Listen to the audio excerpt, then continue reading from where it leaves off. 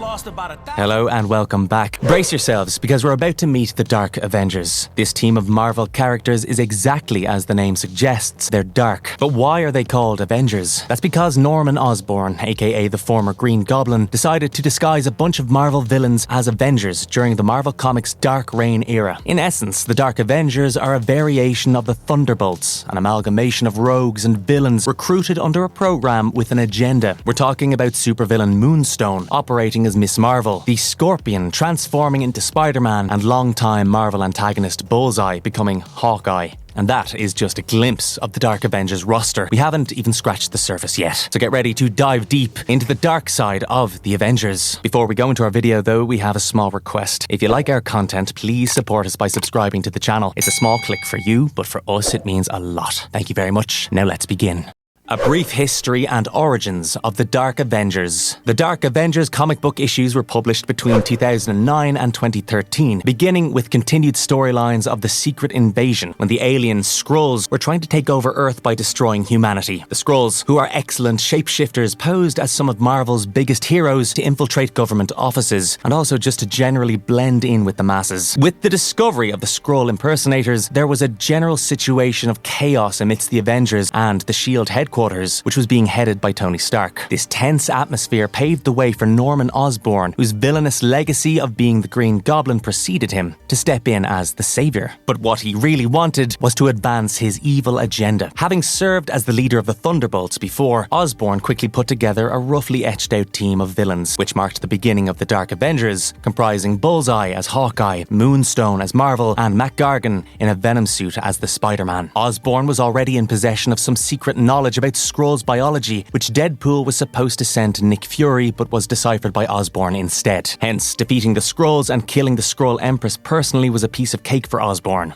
His victory made everyone question Tony Stark's efficiency as the head of S.H.I.E.L.D., who despite his extensive resources couldn't drive away the Skrulls. Tony was ousted and replaced by Osborn, who quickly restructured S.H.I.E.L.D. into an organisation called Hammer. Maria Hill was replaced by Victoria Hand as Osborn's second-in-command, who fully supported his intentions of recruiting villains as the new saviors, and who was also asked to come up with an expanded name for Hammer. During the recruitment process for the Dark Avengers, Osborn became the Iron Patriot by acquiring a version of Iron Man's armour and painting it with blue, red and white, a glimpse of what was seen in Iron Man 3. With his Iron Patriot persona, Osborn blended the imageries of Iron Man and Captain America to mask his villainous past. The first roster of Dark Avengers recruits was a mix of former Thunderbolt members and new villains posing as heroes. The Dark Avengers team started with, let's say, Moonstone, aka psychologist Dr. Carla Sofin as Miss Marvel. She was brought in as an alternative for the OG Miss Marvel, Carol Danvers, after she refused to join Osborn's team because of his previous evil identity. The former Scorpion, Mac Gargan,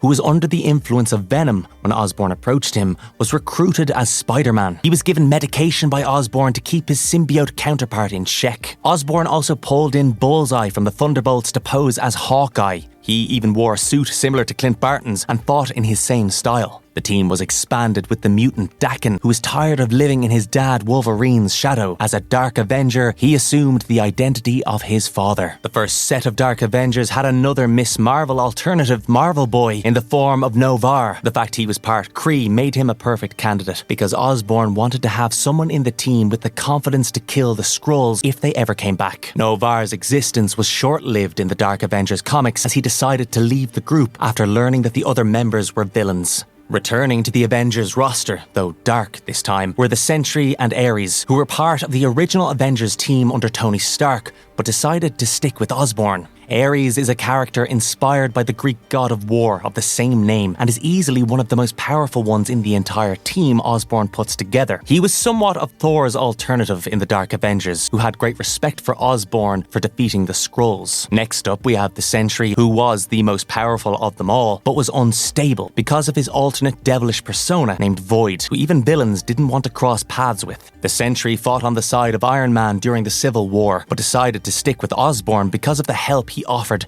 to stabilize his condition. The Sentry was extremely instrumental to the Dark Avengers throughout their run as supposed superheroes. The Dark Avengers assembled for the first time to help Osborn's ally, Dr. Doom, save his homeland Latveria from supervillain Morgan Le Fay. While Morgan Le Fay nullified their attacks easily, the Dark Avengers appeared to win when Sentry suddenly beheaded Morgan, but the victory was short-lived as the time-travelling Morgan Le Fay returned from the past and Sentry was disintegrated. With the help of Dr. Doom's time-travelling equipment, he and Osborn returned to the past to kill Morgan Le Fay so that she was obliterated from the present reality. This in turn brought back Sentry. Soon after, Osborn was threatened by the original Hawkeye, Clint Barton, when he reminded everyone about Osborn's criminal past on live television. While Osborn decided to get rid of Clint Barton, San Francisco was plagued by unrest over the X-Men establishing an independent mutant nation named Utopia at its coast. This was when Osborn decided to put together his team of X-Men to be in the good books of the mutants. This team included the likes of Emma Frost, Daken, Namor the Submariner, and Mystique posing as Professor X. But when his team of X-Men and the Dark Avengers clashed and Namor and Emma Frost betrayed Osborn, he was forced to leave Utopia with the Dark Avengers. Osborn's Dark Avengers then confronted the Molecule Man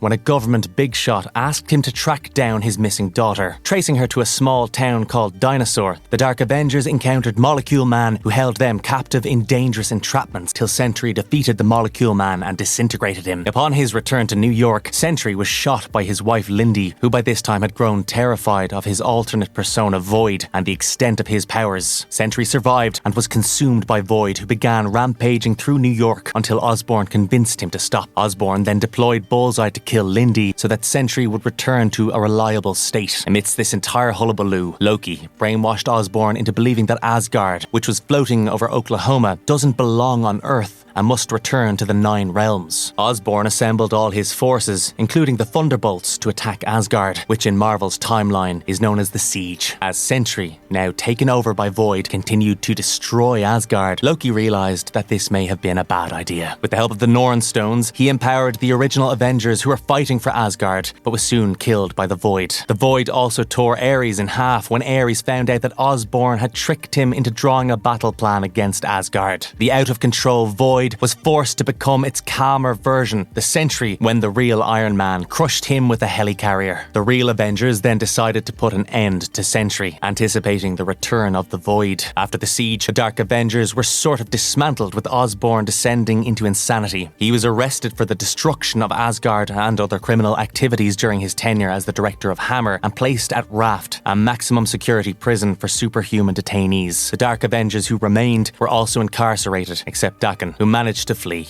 Apart from the main missions, the Dark Avengers also clashed with the Young Avengers and dealt with threats such as Thor's grandfather, Bor Bjornsson, who rampaged through New York. If you thought that was the end of the Dark Avengers, you have to watch on. After the events of Siege, Osborn was broken out of the Raft Penitentiary by his minions and Victoria Hand, and as soon as he was out of prison, he began recruiting a new team of Dark Avengers, and this time, he was backed by evil organizations like the Hydra, AIM, and the Hand. This new team of Dark Avengers included another Wolverine, who was the mutant villain Gorgon, or Tommy Shishido, a real-life Wolverine arch-nemesis. However, Gorgon had plans of his own, as he plotted to kill Osborn along with Madame Hydra. The team also got their dark versions of the Hulk in Scar, who was Hulk's son. Born and raised on the planet Sakaar, he was tracked down by Osborn in the Savage Lands. He was not only as powerful as the Hulk, but also a skilled swordsman. Osborn also recruited genius scientist Superior, aka Deirdre Wentworth, as yet another Miss Marvel. Superior had taken charge of Hammer once Osborn was imprisoned for the first time, following which she was captured by the Avengers, only to be freed by Osborn later. This new team got a new Hawkeye as well, in the form of Barney Barton, former supervillain Trickshot, and the evil brother of the OG Hawkeye. Barney joined the team after Osborn helped him fake his death at a hospital following his battle with his brother, the Hawkeye. The Dark Avengers 2.0 also got a rather unique version of Spider-Man in the form of Spider God Ayapayak. Formerly worshipped by the people of Peru, Ayapayak was captured by government officials and imprisoned at the Raft, where he met Osborn, who helped him escape. Osborn also recruited recruited Toxie, the mad scientist Dr. June Covington, as the Scarlet Witch. She was arrested for forcefully conducting biological experiments and upon her escape made her way to the Dark Avengers. She was also involved with Osborn romantically. Next, there was Ragnarok, a cyborg clone of Thor, which was created during the Civil War. He was fixed by AIM on Osborn's orders to fight the new Avengers. Ragnarok had powers similar to the God of Thunder and even possessed a version of Mjolnir. This new set of Dark Avengers did not get to have an extensive, adventurous legacy, as Scar turned out to be a spy for Captain America. Osborn was defeated again, and his second defeat was pretty much when the Dark Avengers began to fade from the comic book pages. With Osborn in custody, Hammer was dismantled. Following this, Ragnarok, Trickshot, Ayapaek and Toxie joined the Thunderbolts under Scar's supervision and Luke Cage's leadership. After an attempt to reclaim their Dark Avenger roles, the Misnomers were caught by John Walker, a former Thunderbolt member who was working as the warden of the Raft facility. Due to a mishap, he was transported to an alternate reality along with the Dark Avengers, where Earth's mightiest heroes were operating as supervillains. John Walker had no choice but to become the Dark Avengers leader as a US agent who wanted to return home to his reality. Thus, the Dark Avengers also had an accidental recruit in the form of a US agent.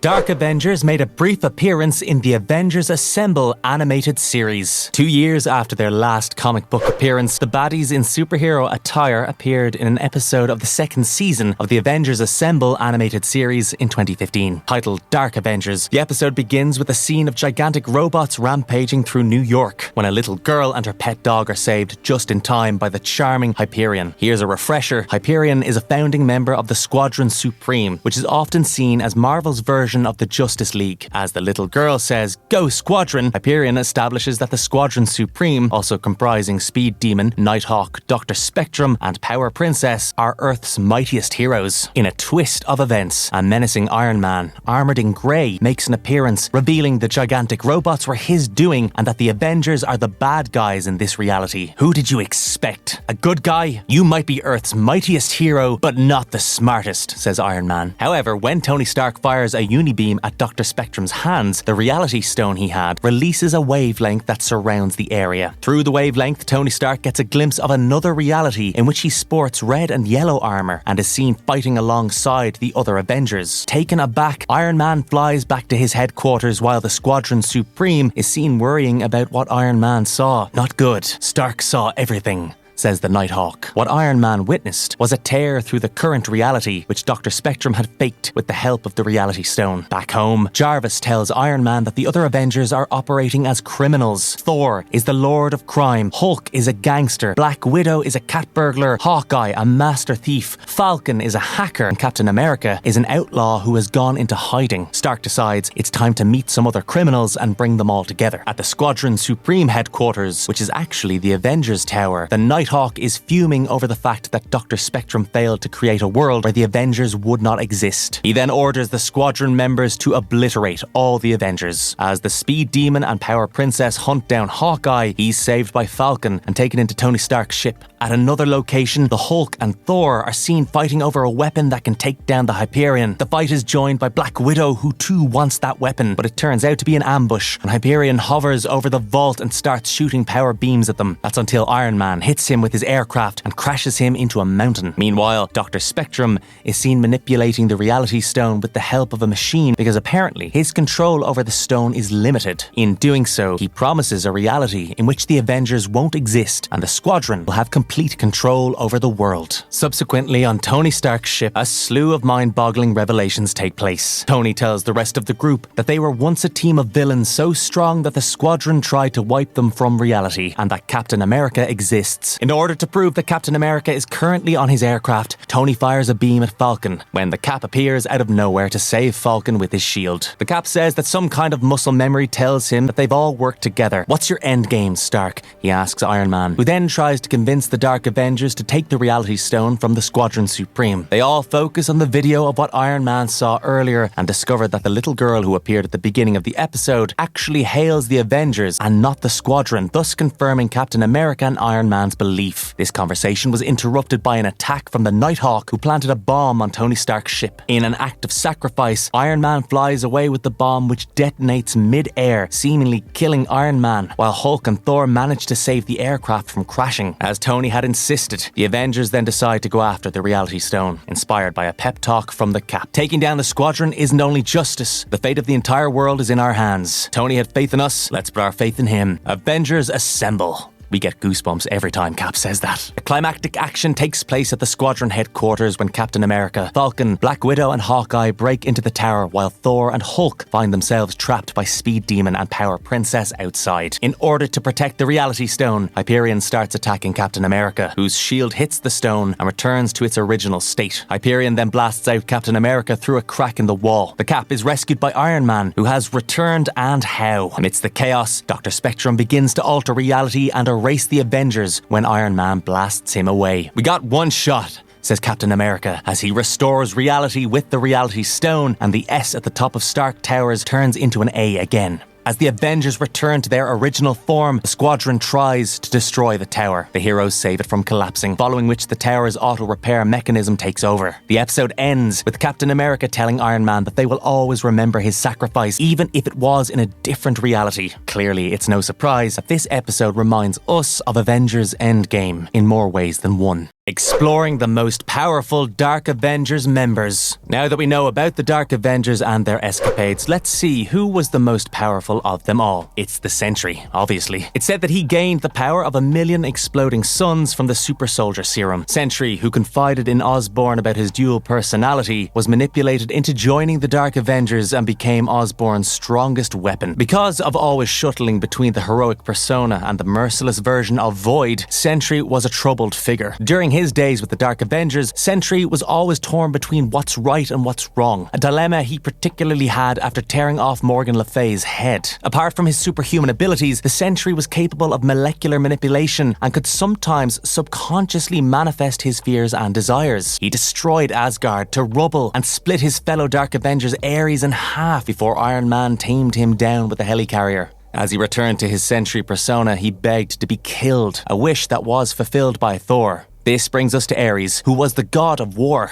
He was initially part of the Mighty Avengers, who transitioned into the Dark Avengers simply because he loved to fight. He was quite instrumental to Osborn as he listed down threats from around the world and helped him instill a sense of discipline in the mixed bunch of the Dark Avengers. But he was tricked by Osborn into drawing up a battle plan when he wanted to attack Asgard. This Olympian god was powerful enough to stand strong against Hercules and Thor. He exercised great control over all weapons and was a master of warfare. He could start a war among the humans and could control combats between others. Our next character here is Moonstone, aka Dr. Karla Sofin, who was certainly one of the most dangerous of the Dark Avengers. Once a member of the Thunderbolts, Moonstone's villainous side thrived when she joined the Dark Avengers as Miss Marvel under Osborn's leadership. She gained her superhuman powers such as strength, speed, and durability, intangibility, and flight after fusing with a gravity stone called the Moonstone, belonging to the Kree. In addition to her powers, she was an expert at hypnotism and a brilliant psychologist who enjoyed torturing her patients into madness. She once came in possession of a second gravity stone, which multiplied her powers to extreme levels. Let's move on to Ragnarok, an evil cyborg replica of Thor, who was created by Iron Man, Mr. Fantastic, and Critty Null, a Skrull, posing as Hank Pym. Ragnarok was arrogantly evil and lacked Thor's sense of morality. He was killed by Thor during the events of Siege, but was revived by AIM for Osborn's team of Dark Avengers. Ragnarok had godlike powers similar to those of Thor because of his cloned Asgardian physiology,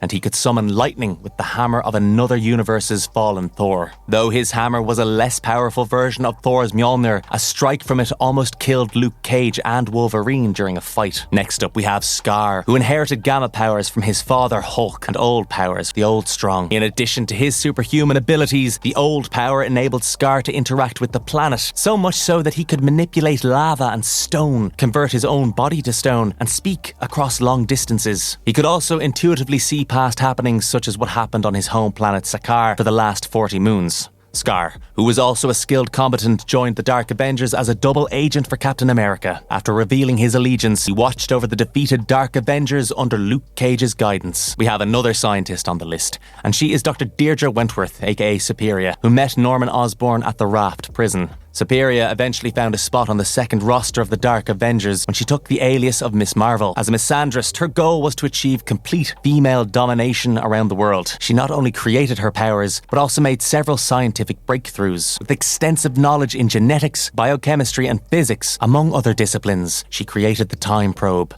and power-dampening technology, and formulated an antidote to resist the super soldier serum breakdown. Her powers included super strength and flight, which she gained as a result of genetic modification. Superior exhibited her strength when she held her ground in a face-off with Captain Marvel, and when one punch from her left Scar with a bloody lip. Next up, we have Psychopathic, a chimeric god who was once worshipped in Peru. Because of his bloodthirsty nature, he was imprisoned at the Raft, where he met Osborn. Psychopathic's appearance was as menacing as his torturous nature. He had the body of a gigantic spider with a human torso, fanged teeth, and serpents for hair. Osborn gave him a genetic modification serum, which made him look like a dark version of Spider-Man with as many as 6 arms. Being a god, Psychopathic was essentially immortal and had some sort of enhanced cosmic awareness. In addition to extreme strength, speed, and stamina, Psychopathic had his own set of Spidey powers, such as web generation and venomous bite. Another powerful Dark Avenger was Toxie, or should we say Toxic Doxie,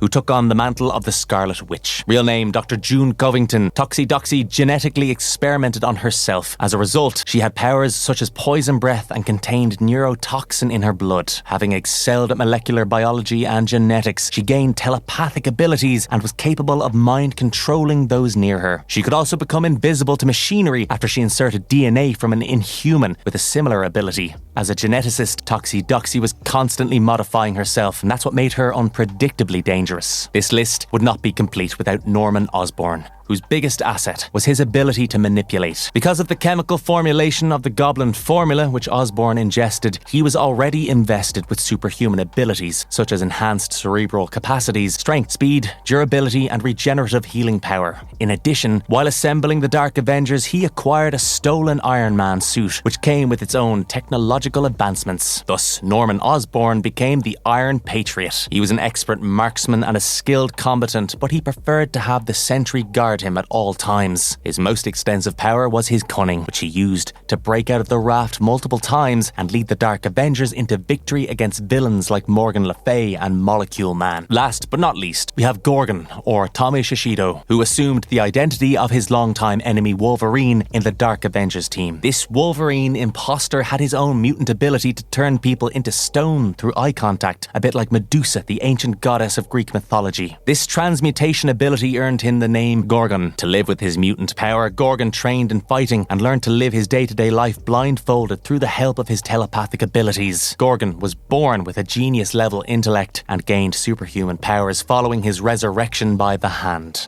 How the Dark Avengers feature in future MCU projects. So here's the lowdown on how the Dark Avengers can potentially feature in upcoming MCU projects. Case in point, the upcoming Thunderbolts movie, which is expected to release in the second half of 2024 as part of the MCU's last Phase 5 films. As we mentioned before, the first roster of Dark Avengers was born from the ashes of the Thunderbolts, team of Marvel's anti-heroes, which had Norman Osborn as its director at one point. On the other hand, the second team of Dark Avengers also transitioned into the Thunderbolts program. Interestingly, the Thunderbolts comics were renamed Dark Avengers issue 175 onwards. With this direct connection between the Thunderbolts and the Dark Avengers, we bet the latter will have some significant role to play in the Thunderbolts movie. 2016's Captain America Civil War may have insinuated subtle hints about the Dark Avengers' arrival in the MCU, with Captain America enemy Baron Zemo, who was the original founder of the Thunderbolts, coming across an entire army of Hydra super soldiers. The film also showed the disbandment of the Avengers on the orders of General Thaddeus Thunderbolt Ross. Further, the Falcon and the Winter Soldier showed Contessa Valentina Allegra de la Fontaine recruiting John Walker to her team as the US agent. It appears that Valentina is gradually becoming established as the darker version of Nick Fury, who is assembling a team of anti-heroes to clear the mess that no one else would, at a time when the events of Infinity War and Endgame have led to a power void of sorts. Considering the Thunderbolts and the Dark Avengers' similar moral compass and shared history, the Thunderbolts movie should have something dark to offer on the Avengers front.